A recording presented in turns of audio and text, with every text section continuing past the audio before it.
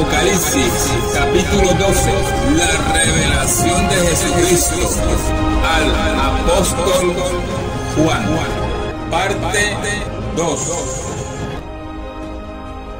Mensaje bien dado, que es el diccionario de la vida de nosotros, de la vida espiritual que tenemos que tener nosotros con Él. Y ese mensaje se tiene que dar, porque Él dijo, Él dejó el mensaje, no pasará ni una tilde, ni una jota, que se haya cumplido lo que está escrito en este santo. Y el que le añade o le quite, tendrá las plagas para toda su perdición y será borrado en el libro de la vida. Y todo eso lo van a escuchar más adelante con la profecía de Apocalipsis capítulo 12 en adelante, del apóstol Juan, mandada por Jesucristo. Así que, hermanos, no se vayan, porque sabemos que muchos no entienden la verdad, muchos no quieren entrar en la verdad. Pero yo les digo hoy, Mario Enrique Suárez Correa, siervo de Jesucristo, para administrar su evangelio. Por eso yo les digo hoy, escuchen bien esta palabra. Es la profecía de Apocalipsis, dada al apóstol por Jesucristo.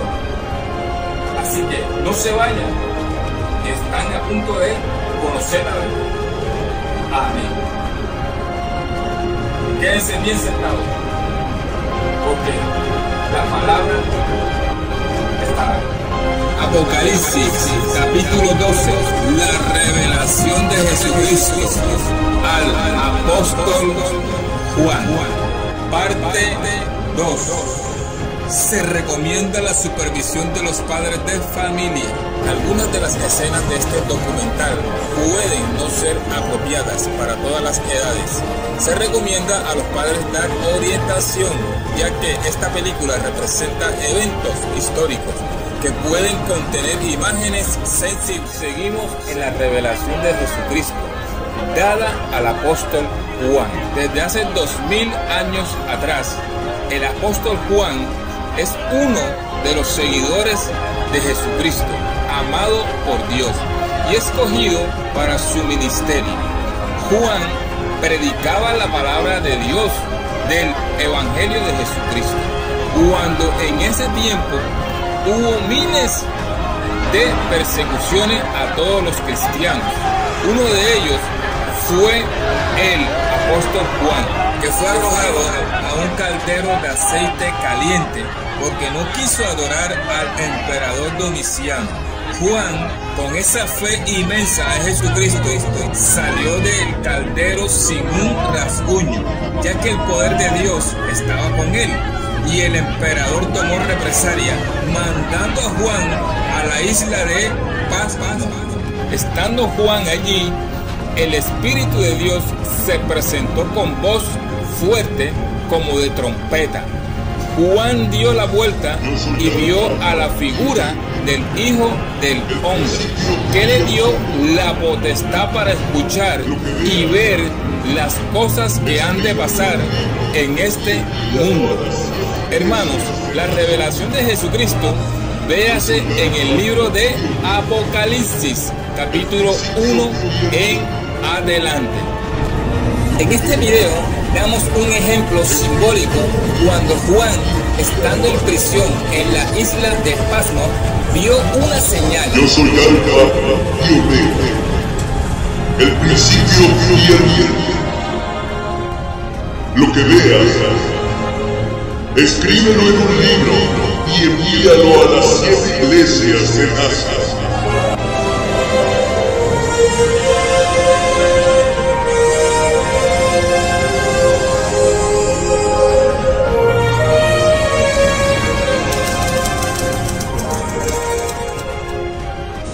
Hermanos, vemos la revelación de Jesucristo al apóstol Juan, cuando le revela las cosas que han de suceder en este mundo. Hermanos, aquí damos un resumen de Apocalipsis parte 1. cuando el Imperio Romano perseguía y mataba a los verdaderos cristianos de Jesucristo. Muchos de ellos huyeron y se escondían a unas cuevas llamadas catacumbas. El presidente de Amazigh Fast, Doug Batchelor, nos explica cuando los cristianos se escondían en las catacumbas. Durante este periodo de crecimiento exponencial, los cristianos del Imperio Romano estuvieron literalmente ocultos. Este laberinto de túneles y salas bajo las ciudades de Roma se conocen como catacumbas. Es importante entender qué son las catacumbas. Algunos creen que son cuevas naturales que había bajo la ciudad de Roma y que los cristianos utilizaron. Salvo raras excepciones, las catacumbas no eran cuevas naturales, sino que fueron excavadas por los cristianos. Así que los cristianos hicieron complejos laberintos subterráneos. A veces celebraban allí los servicios donde estaban enterrados los mártires. Por otro lado, es muy significativo el hecho de que enterraran allí a sus muertos. Los cristianos creían en la resurrección del cuerpo. Esta creencia cambió con el paso de los siglos, pero sabemos que los primeros cristianos creían que su cuerpo sería resucitado. Por eso optaron por enterrar a los muertos en lugar de incinerarlos. Así que, si se les veía enterrando a los muertos, sobre todo durante las intensas oleadas de persecución, era como decirle a la policía que viniera a investigarme porque puedo ser un cristiano. En el año 306 llega al poder un nuevo emperador y la situación de pronto cambió. Constantino el Grande fue un líder militar y un político astuto. Constantino tuvo que enfrentarse a una serie de guerras civiles para poder convertirse en emperador. Sus intereses eran personales y políticos, no tenían nada que ver con el cristianismo. Desciende de la Galia, que tenía bajo su control, para enfrentarse a Magencio, en Italia. Constantino viene del norte hacia el sur, a Italia, haciendo un largo recorrido. Mientras marchaba con su ejército, una noche tuvo un sueño donde Dios vino a él y le dijo: te convertirás en cristiano, pondrás este símbolo en tu escudo y vencerás. Poco después tuvo una visión.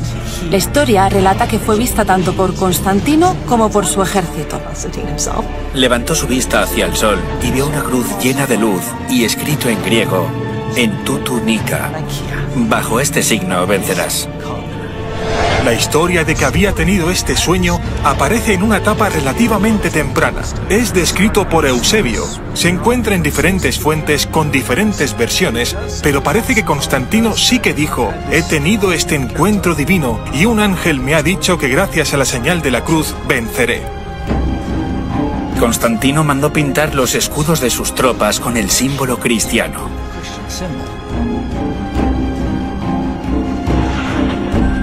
Entonces, su oponente sale de Milán y va hacia el sur para enfrentarse a él.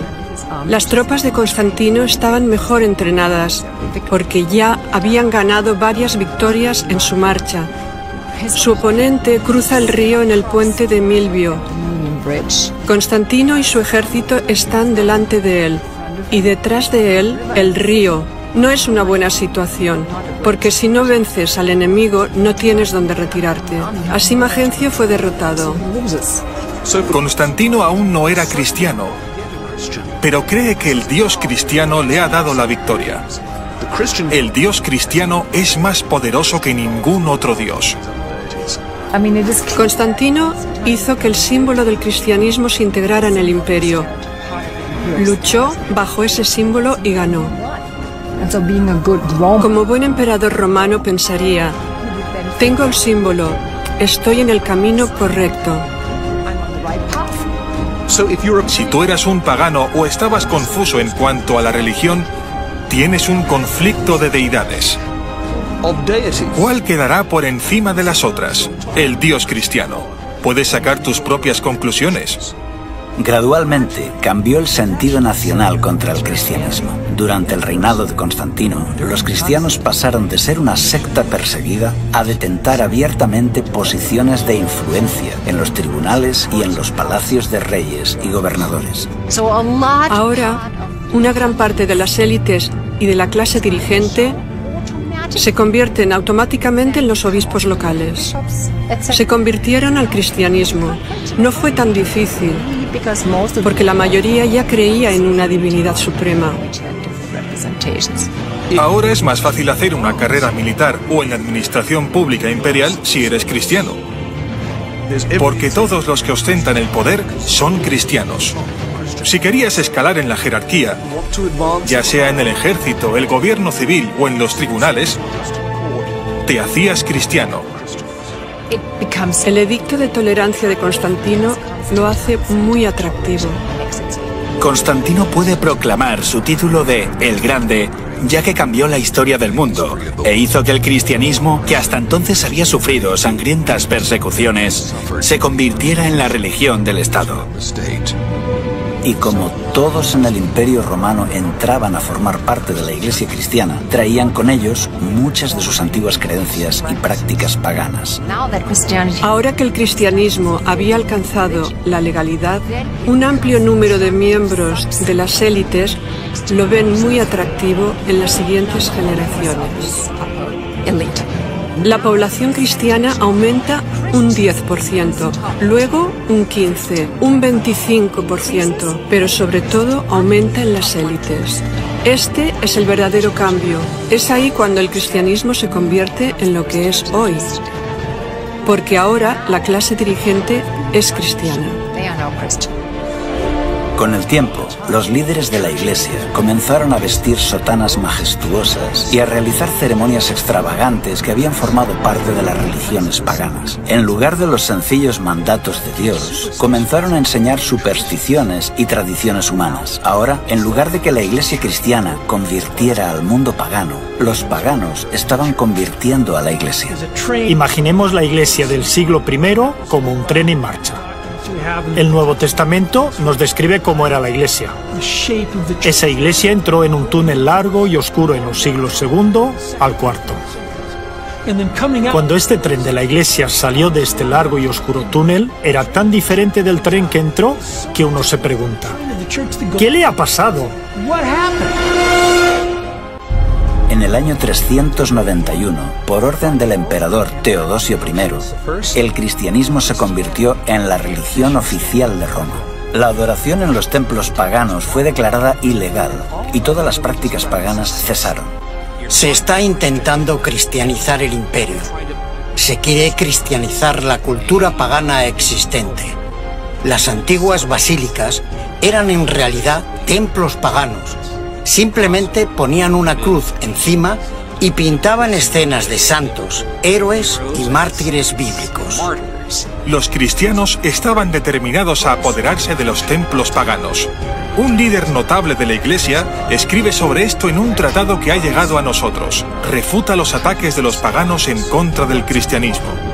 En su argumentación dice, los lugares de culto paganos ahora son lugares de adoración cristianos. Nos hemos apoderado de ellos, los hemos limpiado de la idolatría, los hemos santificado y ahora son lugares donde se adora al único Dios verdadero. ¿Acaso hay otra evidencia más clara que diga que vuestra religión es falsa? ¿Dónde están vuestros dioses que permiten que esto ocurra? En realidad, los cristianos, muchas veces de forma deliberada, tenían la estrategia de acaparar no solo los lugares de culto, sino también los rituales o ideas. Creían que absorbiéndolos avanzarían en la difusión del cristianismo. Lo que no sabemos es hasta qué punto se replantearon esta estrategia y se preguntaron, bueno, ¿hasta qué punto es correcto hacer esto? ¿Y por qué estamos aceptando creencias de otras religiones?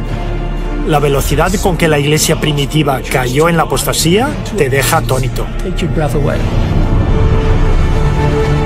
Aunque millones de paganos fácilmente se unían a la Iglesia, se resistían a abandonar sus ídolos. Los romanos y los griegos estaban tan acostumbrados a estar rodeados por los símbolos de sus deidades, que siguieron haciendo lo mismo dentro del cristianismo. Muchos nuevos conversos renombraron a sus antiguos dioses con nombres cristianos. Por ejemplo, Pablo, María, Pedro.